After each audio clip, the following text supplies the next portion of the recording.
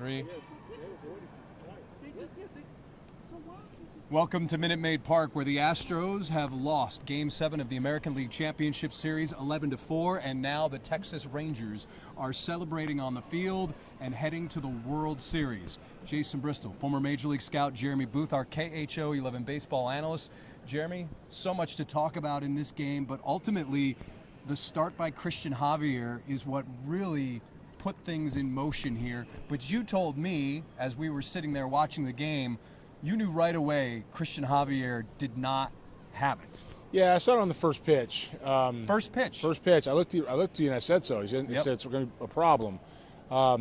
Short striding, throws your release point off, your front side, lose your direction. All of a sudden now you're what we call arm side high, which is up in the zone and out of the zone to your release side. The adjustment on that is to correct down and away. And if you can't get your feet right and your landing right and your stride length right, then you're going to miss and you're going to start yanking balls out of the strike zone. That happened as well, usually with the breaking ball. Well, the only other adjustment after that is try to correct yourself right down the middle. And on pitch number 4, Corey Seager showed you what happened when you do that. You do exactly that. So, it's a situation where that started off. It was clear from the beginning he didn't have his sync. He was in sync. Didn't have his feel for his delivery. The execution wasn't going to be there. You saw that play out in the first inning.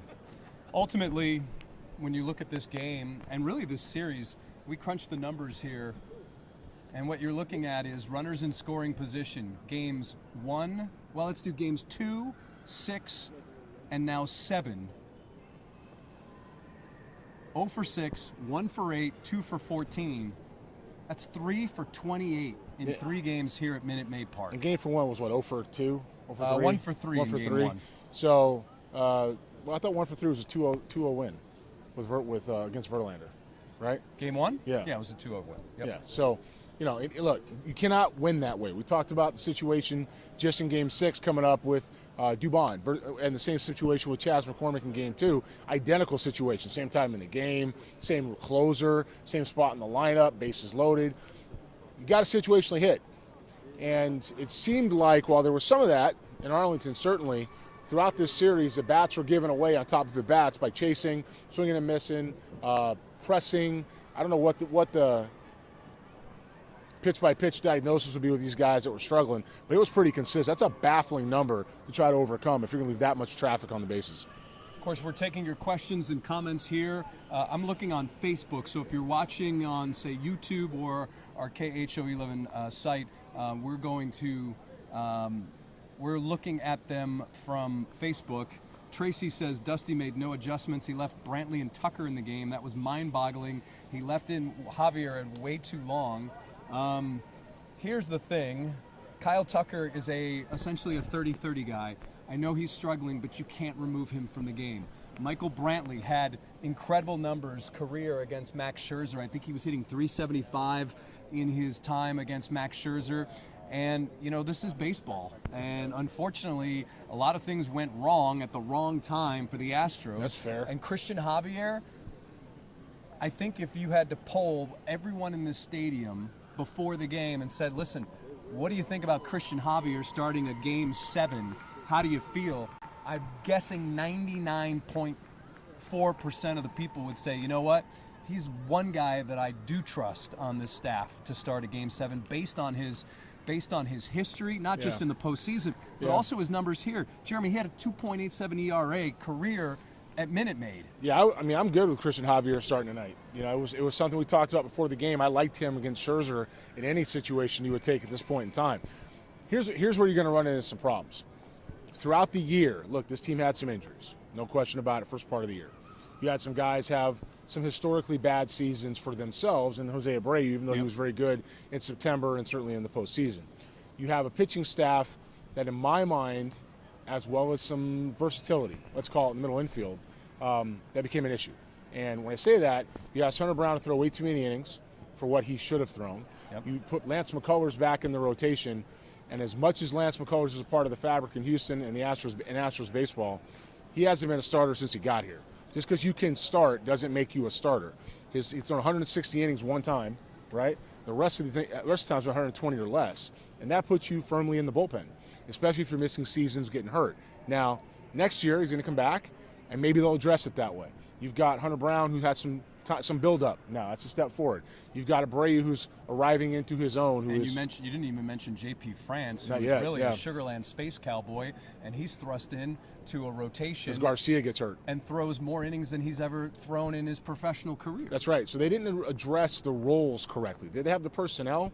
Yeah. Is it the same year? Was 2023 the same year as 2022? No, we talked about this in February and in January. But when they go into what got them this season, they still, after all that, in my mind, 1 through 9, or I don't care what the score says, are a better team than the Texas Rangers. Texas Rangers were much better. They were improved, and the Astros just flat out didn't execute. When you go 3 for 32, what was it, 3 for 28? Something. When you go, when you have a football score the other direction of leaving runners in scoring position, you've left the city of Fulshear on the base paths. That's a problem. And who do we have out on the mound there? Yep. That would be Max Scherzer. Max Scherzer out on the mound celebrating. Unfortunately now, this is very reminiscent of 2019. It's almost exactly. And, Jeremy, I think it comes down to this, before we get to some more comments. If you can't win a game at home in a series, you probably don't deserve to win the series. Yeah, and the same can be said for the Rangers, though, right? Because they lost all 3 there. True. I mean, this is one of those things where we'll go back to that 2, 2, and 3. 2 are yours, 2 are mine, and 3 are up for grabs. The Rangers certainly won their 2. Astros won their 2, and then the Astros gave 2 away. When you leave that many, what was it, 1 for 14 tonight? 2 for 14. You don't deserve to win. It's just that simple. No matter what Christian Javier does, you don't deserve to win. If the Astros convert Game 6 or Game 2 or tonight, they're not even here. So it's a situation where you leave that many guys on base and you don't hit, and you swing and miss. You look at pitches from a reliever like Leclerc, who's all over the place. He's in the zone and then he's really not. And you help him get back on track. You're asking to lose the game. This isn't to pile on, but any one player down the line, when you have that type of numbers, this isn't any one player's type of deal. This is a consistent, guys got hurt because they were in the wrong role. Other guys filled the gaps. They got to a point in time when they still could have advanced to the World Series. And when it came time to do this in a 7-game ALCS, they didn't execute, and the Rangers did. And that's how you walk out of here with going home while your team advances. And, of course, once again, I'm checking your comments here, not ignoring you, not being rude. I'm all good. Yes, I'm good. I know. Cougar Tino said, I said it last night, I don't care if the Easter Bunny were on the mound. We needed to hit but didn't. Not wrong. Not wrong. Yeah, I don't know if you can say it better than that. It's Yeah. pretty good. Sip said something is going on in the clubhouse. Lots of unmotivated players on the team. We addressed this once before. If anything, especially, I think we addressed it after Game 2. Yeah. Not unmotivated. In fact, maybe pressing too much, trying too hard. This is an incredibly difficult game to play. Like it's the hardest thing to do, bar none, on the planet. I don't know what else to tell you when it comes. And you should know. You did it. And to do this, you have to be a literal genetic anomaly with the amount of human beings that have walked the face of the earth and those that have played a professional sport under contract, certainly professional baseball. It's a fan, and even as somebody now who evaluates, you can always break this stuff down in different phases. I'm doing it. That's what it's part of my programming as an evaluator and as an exec and everything I've done since then. But I can tell you that when it comes down to playing this game, it's incredibly difficult. And when you lose 11-3, and you leave that many guys on the 11-4, and that many guys on the base paths, that's a team thing. That's not unmotivated. There's something going on there where every time you're coming back, they're coming right back at you. This series really was, in my mind, lost last night. As optimistic as we could have been today, this was lost last night because you had a chance to put this game ahead, put the series ahead, and put the Rangers out of their misery, so to speak, and you didn't. You gave up after it made it personal. You left guys on base. You come in tonight, and it's even worse than it was yesterday. I think now we have to address Dusty Baker. Lots of comments about, obviously, this is Dusty's fault, but more so that moving forward, what is Dusty's? Is Dusty coming back? Well, I have to address the Dusty's fault if you don't. Yeah, go ahead. It's not Dusty's fault. Are there things that Dusty did that anybody would question? Absolutely. Is Yainer Diaz and Martín Maldonado going to be something the city will talk about for a long time? Yeah, and rightfully so. When it comes to Jeremy Pena's regression, That's Jeremy, that's year 2, and we talked about this from the beginning, that no matter what he did last year, you're going to find out this year, and you're really going to find out in year 3. You're starting to get a picture of what Jeremy Pena really is. He's a light-hitting shortstop with some power who will make some consistent contact from time to time, but he will execute defensively. That's what Jeremy Pena is. And when you look around the rest of the club, you got to put pitching in the right roles, and you got to be able to get watch some guys grow up, some other guys are going to have to phase out, and you need to have some depth in the middle infield, which they did not have. They didn't have that all year. As soon as they lost Lemus Diaz, they had no more depth. They brought in Dubon, who could do that, but he turned into your best center fielder. Yeah, he did. You know, so you have to be able to address those things other ways.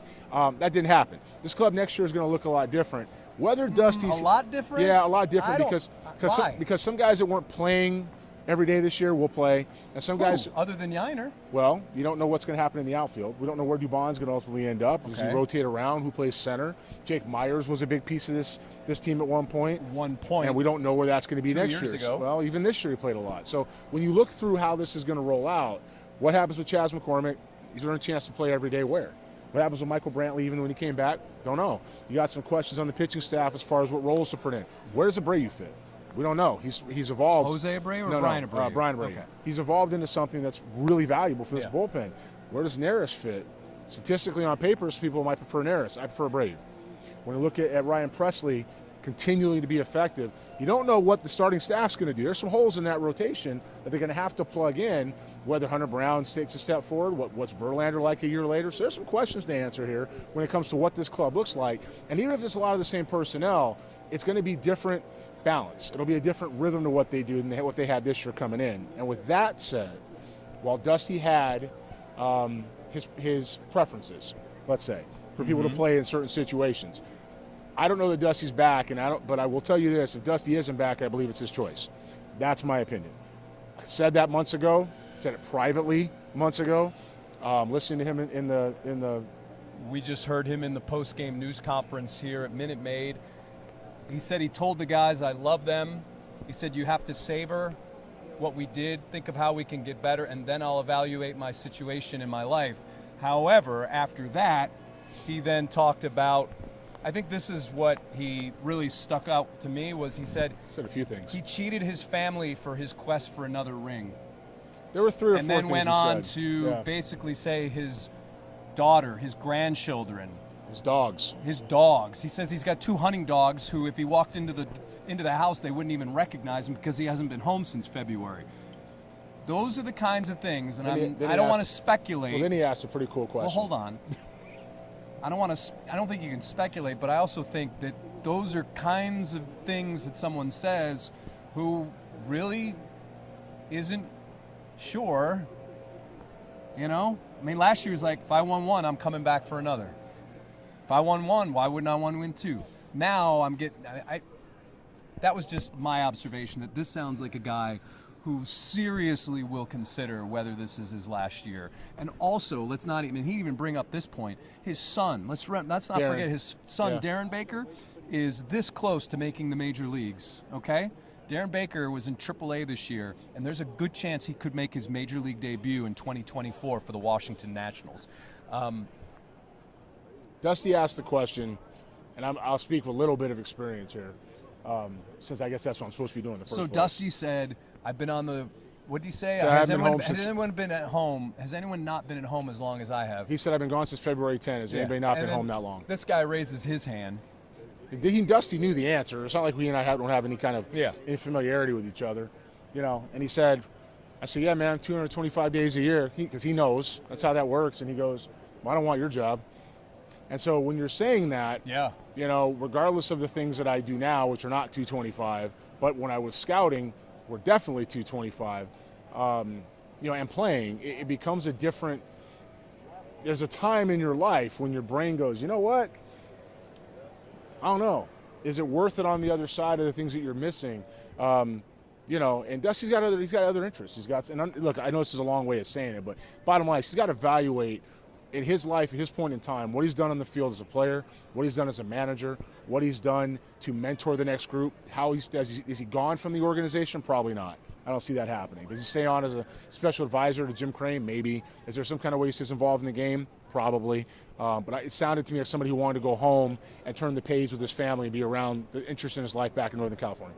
That's an excellent way of putting it. Yeah. That's an excellent way of putting it. Tons of questions here about the game. Why not walk Adolis Garcia? Dusty was asked that very same question in the post-game news conference, and he said, well, why didn't they walk Jordan? Which they actually did. Yeah. I don't know. I don't have the answer to that. I don't think it matters. I think perhaps sometimes, I know he's super hot, but Adolis Garcia can be a free swinger. So, maybe that had something to do with it. I'm sorry, go ahead. I don't know that it matters in a situation like this. No matter what we point to. You didn't hit. You didn't hit with runners in scoring position. Okay, give me that number again. What is it, 2 for 28? I don't know. 3 for 28. You were 4 for 71 with runners in scoring position. Like, it doesn't matter.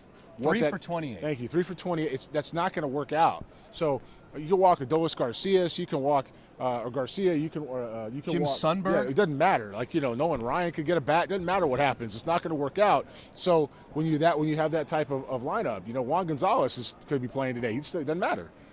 Nathan Eovaldi and Jordan Montgomery are walking behind us. They are getting ready to go on to the FS1 set. Here's another one, and this is a good one, actually. This is something that you and I discussed. More so, one half of the question, why did he not stick with Maton and Hunter Brown? I get Phil Maton. I think he's the type of guy you bring in when there's some traffic on the bases. But you said to me, I'll ride Hunter Brown as long as I can. I was going to ask it in the news conference. Unfortunately, then it got a little more reflective about Dusty and the team and things like that, so I didn't really feel it was appropriate at that time to kind of go back to rehash why they didn't leave Hunter Brown in. But, Hunter Brown, listen, he gave up 1 run. Yes, it was a home run. But overall, he pitched pretty well. And when you look at his numbers, he was 41 pitches in 2 innings. That's not great, but he at least held these guys in check a little bit, more so than what we had seen, and then they go to JP France, and JP France, that's when... Gave it up. That's basically when everything goes awry. Yeah, I'm riding Hunter Brown a little further. There's no question about that. I'm nothing against JP France, but I got Hunter Brown that's got the ball, who's fresh. He's going to go as far as he can because there is no tomorrow. Again, that's one of those things you look back at and you'll see when the game broke open with JP France, as was noted by Jason here a second ago. But, at the end of the day, that was a decision that was made, and even if I'll say this again, I'll say this all offseason when we talk about what to address, I'll say this next year. You cannot leave that many guys on base and expect to win. You can't do it, and if they hit it all and get in those situations in 2, 6, or tonight, then the outcome's different. That's just a lot of traffic. And now a lot of questions about Justin Verlander. Why did do or die? Why not start him? Dusty was very adamant. He is here to protect his players. Justin Verlander is coming off arm injury. He missed part of the season. I'm not throwing Verlander now. He's the one guy who doesn't get the ball. Yeah. And the reason why is because he pitched Game 5 after throwing 7 innings in Game 1. If we think about Justin Verlander's postseason history and his injury history that we've talked about and his age, throwing him tonight's a bad decision for Justin Verlander. And so if you're looking towards what next year is going to bring, or even the Game 1, if there happens to get there, maybe he gets an inning at the back. Like, what was that, Garrett Cole in 2019 when we had to for the Nationals potentially warming up? He never came in the game. But you could possibly see something like that. Yeah, but I would argue that would have been a good move 4 years ago. Not Justin Verlander at 39, 40 years old. Not today. So you could have seen that potentially, but you weren't going to see that because it doesn't make sense for him to do any of that stuff. And Dusty even said it never even really entered the conversation. No, I don't know if it would have mattered anyways. It wouldn't have mattered. It shouldn't. By the time you would have gone to Verlander, game was out of reach because they weren't producing. The Astros weren't driving in runs. So if you're not driving in runs, you can't win. And let me just talk. We'll talk about that for the offseason for Astros fans and Twitter to think about. You need RBI guys. In this day and age, we've gotten away from guys that drive in runs because we believe, or the stat of RBIs, because we have found a way to believe in baseball that you can't quantify that. That it's a where are you hitting the lineup situation. It's a traffic situation. It is not. It is a skill. Driving in runs is absolutely a skill. It is a mental mindset. It is an approach. It is adjustable in your swing. It's an athleticism. It's a pitch recognition. It's a discipline. none of those things can really be quantified unless in one whole part. Pieces of them can. You certainly can't quantify the nerves of steel and the slow heartbeat it takes to hit in those situations. So what I would if I'm looking at this club, I'm finding more guys that can make better contact situations like that.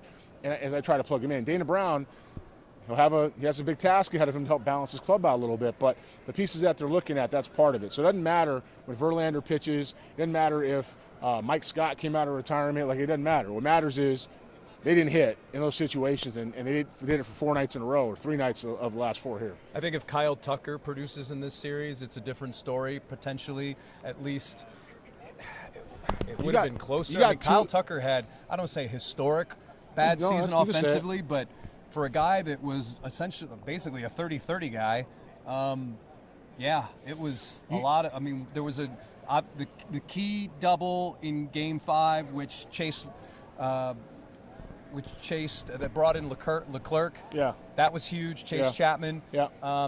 But really, it was a quiet series for him, and the postseason as a whole was not great. Yeah, and I will never get. All offseason, I'll have 2 at-bats in my head that I won't, and none of them are Tucker's. Because Tucker, to me, wasn't in situations that stood out as run production situations, or move the lineup situations, hitting with 2 outs, with a guy that swings and misses like him and can arrive on time at the same time. Yeah, you want to see guys that hit maybe in the 6 hole that can do that stuff because they'll catch some damage and clear the bases a little bit, or they'll swing and miss. But when I'm thinking about the at-bats that go forward, I'm thinking about Dubon last night. That was Game 6, 8th inning, bases I'm thinking loaded. about Chas McCormick in Game 2. Chas McCormick. I can't get away from it. And I might go back. The approach. Explain why, though. Well, because Leclerc was on the mound, but one more at bat. I might go back to Maldonado with the bases loaded in the 4th inning in Game 1. Well, you weren't crazy about this one. 3rd inning here. I'll get there. But as far as the bats that stick out, that turned it, you had Maldonado in Game 1 in the 4th inning, and Diaz in Game 2 in the 5th inning as well. Bases loaded both times. That's 4 times the bases are loaded. You got nothing. Tonight you had Alvarez at 3rd base, and you've got Abreu at the plate. He hits a ground ball to the one spot you can't hit it to. And that's Josh Young, and he picks it up, and the guy can't advance. But again, 11-4. At the time that happens, they're down by 2, run scores, and momentum keeps moving. So when you talk about why these Astros did not make it out of the ALCS, I just gave you 6 at-bats where you left 14 runners on base out of the 28. That's a lot, and 4 of those were bases loaded bats. Melanie did not like my comment. She said that was a dumb comment when the Rangers didn't win at home. When I said that if you don't win a game at home and you have home field advantage, you don't deserve to win the series. Well, I don't know that it's a dumb comment, because the Rangers didn't deserve to win either. Well, that was her point. She said, well, the Rangers didn't win at home, so why is it? Because I think you have home field advantage. Like, that's. I'll qualify that, because the Rangers didn't deserve to win either. The Astros didn't hit with runners in scoring position. The Rangers did a better job with one guy hitting the ball at the ballpark. That's what happened. You have 5 home runs and 15 RBIs, and the other team doesn't hit. So he's right. They don't deserve to win. The Rangers didn't deserve to win either. They just did a better job of executing in those situations with guys on base. They just looked so flat tonight. No enthusiasm, like they weren't even trying to win. Again, in reality, it's probably the opposite. I think they were flat because they saw those guys, again, if I can see it from center field on pitch 1, I promise you they can see it in the dugout. And Dusty referenced that. They knew right away in the first hitter something was off with Javier. You can see that immediately, and you come out pumped up, ready to go, focused, trying to compete, and the pitching gets off with a walk and a base hit, whatever they had, right, where he comes out down 3-0. It was a walk and a home run. It was 2-0 like that. And then you have that. You're going to be deflated. And they was playing catch-up from the entire time. They never made it up. Maria says, Jason Bristol, you should be the Houston Astros manager for next year. Yeah, all right. If I did, I know where I'm going for a bench coach. I'm not doing it. What, I can't afford you? No, Probably you can, not. no, you I guess cannot. I can't. Yeah, no, can't. Sorry. God, look at all this. Anyways, let's see. Missed that, to be fair, dude. That's going to be talking about the other. Joe Espada for coach next year. I mean, he'll be under consideration if Dusty leaves. If Dusty would have won tonight, he would not have said any of those things. Come on, man. No, of course not. Of course not. Of course he wouldn't. But I think Dusty's mind with what he said the reasons were had a lot to do with that. You don't get swayed on one night. Dusty didn't win it in 21 either, and he came back in 22. So again, another comment about it. There's reports that this is probably Dusty's last year. He probably. Yeah. I mean, that's kind of, I think, yeah. It's been the feeling the whole time before the year Exactly. started, and he didn't do anything to dissuade that tonight. But you know, you can always be you can always be emotional. We got a little guy here playing. I got to be honest with you. Like, I know it's a kid's game, right? Like, essentially, it becomes a kid's game, and it doesn't matter which side you root for. It is a kid's game. So, no apologies necessary. None. Need better relief pitchers. Stanek, Montero need to go. Well, Stanek probably, I would guess, is gone. The way he got the ball here this year, the way he kind of fell out of favor towards the postseason last year, I bet Ryan Stanek is somewhere else. Montero, you got him for a lot of money for a couple more years. He ain't going anywhere. So, but Stanek probably goes. The thing with Montero, and maybe we're getting in the weeds here, is, I mean, he was pretty good at the end of the year. It just seems like things snowball really quickly with that guy. That's because relievers are volatile, Jason. That's right. Let's see. My question is, why couldn't the Astros win at home this season like they did last season? Again, that's the question that every single guy in that clubhouse has been asking themselves, and Dusty Baker in the manager's office. No one knows. No one knows. But I think throughout the year, there were a lot of distractions that happened here at Minute Maid Park when these guys came to go to work. They didn't have the same distractions on the road. I think sometimes you get into your head. It becomes a comfort zone, becomes a pressure. This game is so mental in what happens, and sometimes it's just a conditioning. It'll change next year. It won't be the same as it was this year, just like this year wasn't the same as it was last year. But I stood right over there on the dugout rail, and I watched this happen several times this year, where this entire dirt area, this entire warning track where we're standing right here, was packed with people, stanchioned off and packed with fans, people. And guys would come out of the dugout, and they're trying to go to work. People, hey, come here, and it's like they're spending 10, 15 minutes talking to these guys, and they can't prepare to hit. And while they'll never say that, I think that wore on them a little bit. And I think when you saw that kind of clear out, they played better, but I think they just got into their head, and they were more comfortable on the road by the time it came around to having to play 4 games out of 7 here. all righty. Quickly, how do you think these Rangers will fare in the World Series, no matter which team they're facing? I'll be in the mountains. I'm sorry, what? I think they're playing with no fear, and they're playing aggressive. If I watch the other side, if the Phillies win, it's been interesting to see what happens there, because they kind of played the same way. Yeah. And then they've let things get away from them. The Diamondbacks are also playing fearless. So whatever happens in the next World Series, or in this coming World Series in a few days, it's going to be very aggressive. It's going to be very quick. It's going to be fast-paced. I think the Rangers got just as good a chance to win it. I'm actually going to pick them right now over the National League winner because of the momentum. Yeah, because of the momentum and the way they're swinging the bats in clutch situations. If they get anything like they got out of Scherzer in the next round, they got 3 legitimate starters to go up against, 2 in Philly and 2 in Arizona, and so we'll see what happens with that. All right, quickly, Maria says, could have all been solved if Jeremy wore his hoodie. Tell him, get him there, get them there. I told you, the hoodie and the jeans. I like that. Thank you. All righty. The suit looks good though. No? Okay. Jason, you happy with the suit? Serge? Yeah, it's okay. It's okay. All right. Well, we thank all of you for watching us throughout the postseason. It is one of the most favorite things that we get to do, is to interact with you guys and take your questions and the back and forth. And there's not a better teammate to have than Jeremy Booth, because I'll put his knowledge of baseball in this game and its inner workings up against anybody. So, even when it upsets some people? Well, that's what we do. But yeah. You know what? We Can't keep it afford real. Me now, though. Huh? Can't afford me now, though. Yeah, I can't.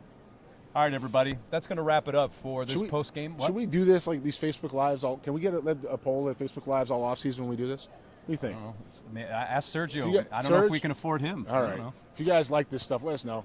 We have a lot of fun with it. So if you guys like the Facebook Lives, let us know. We go into the off-season, some of these recaps, maybe we'll figure out a way to do that. All right, everybody. That is the scene here from Minute Maid as the Texas Rangers advance to the World Series, winning the American League Championship Series 4-3. The Game 7 final, once again, is 11-4 for photojournalist Sergio Soto. KHO 11 baseball analyst Jeremy Booth. I'm Jason Bristol, signing off from Minute Maid, where once again your final score is Texas 11, Houston 4. The Rangers are heading to the World Series, and the Astros are heading to the offseason with a number of questions.